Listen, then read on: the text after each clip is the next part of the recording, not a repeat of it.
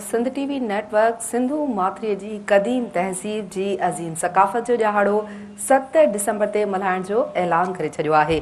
सिंधी सक़ाफ़त जो ॾियारो 7 डिसंबर ते मल्हाइण जो ऐलान हिकु अहम गॾिजाणी बात कयो वियो।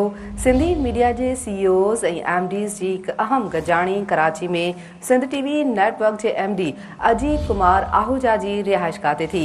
अहम ख़बर जे हवाले सां तव्हांखे आगाह कयूं पिया त गॾिजाणी में सिंध टीवी नेटवर्क जे MD अजीत कुमार आहूजा, KTN जी CEO अतर काज़ी, मेहरान टीवी जे CEO गुलाम नबी मोराई, आवाज़ टीवी जे CEO फैज़ ब्रोही ऐं धरती टीवी जे chief operating officer Zuhaib Zardari शिरकत कई। तव्हांखे ॿुधायूं त गॾिजाणी में फ़ैसिलो कयो वियो आहे त हर साल जीअं हिन साल बि सिंधी मीडिया जे इदारनि तरफ़ां सिंधी सक़ाफ़त जो ॾियारो गॾिजी डिसंबर जे पहिरें आचर 7 डिसंबर ते मल्हायो वेंदो।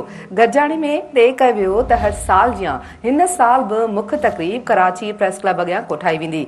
गॾिजाणी में मुख्य तक़रीब बाबति फ़ैसिलनि लाइ मुख़्तलिफ़ कमेटियूं बि जोड़ी वयूं, जिन जूं पिणु गॾिजाणियूं थींदियूं। अव्हांखे इहो बि आगाह कयूं त सिंध टीवी नेटवर्क जे तर्जुमान मूजिबि सिंधु माथरी जी क़दीम तहज़ीब जी अज़ीम सक़ाफ़त जो ॾियारो हर साल जीअं हिन साल बि भरपूर नमूने मल्हायो वेंदो। तर्जुमान मूजिबि सिंधी सक़ाफ़त खे उजागर करण लाइ हर साल जीअं हिन भेरे बि सक़ाफ़ती तक़रीबूं कोठाई वेंदियूं, कॉन्फ्रेंसूं ऐं सेमिनार कराया वेंदा। सिंध टीवी नेटवर्क जे तर्जुमान मूजिबि सिंधी सक़ाफ़त जे ॾियारे ते नए नस्ल खे पंहिंजी सक़ाफ़त खां वाक़िफ़ कराइण लाइ जिते इल्मी अदबी तक़रीबूं कोठाई वेंदी, उते मलाखड़नि समेत सक़ाफ़ती रांदियूं पिणु करायूं वेंदियूं। अहम ख़बर नाज़रमां सां शेयर करे रहिया आहियूं। सिंध टीवी नेटवर्क सिंधु माथरीअ जी क़दीम तहज़ीब जी अज़ीम सक़ाफ़त जो ॾियारो 7 डिसंबर ते मल्हाइण जो ऐलान करे छॾियो आहे।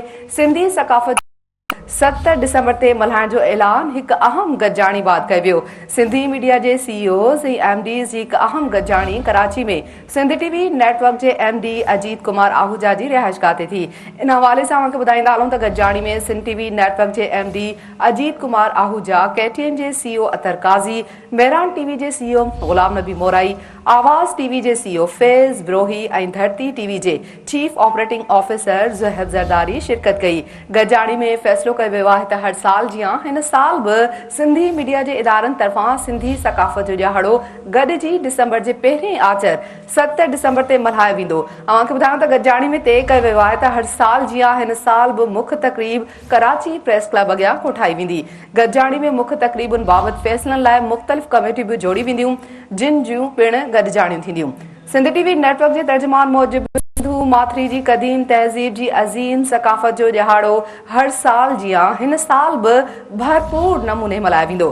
तर्जुमान मूजिबि सिंधी सक़ाफ़त खे उजागर करण लाइ हर साल जीअं हिन भेरे बि सक़ाफ़ती तक़रीबूं कोठाई वेंदियूं, कॉन्फ्रेंसूं ऐं सेमिनार कराया वेंदा। अहम ख़बर आगाह करे रहिया आहियूं अव्हांखे त सिंध टीवी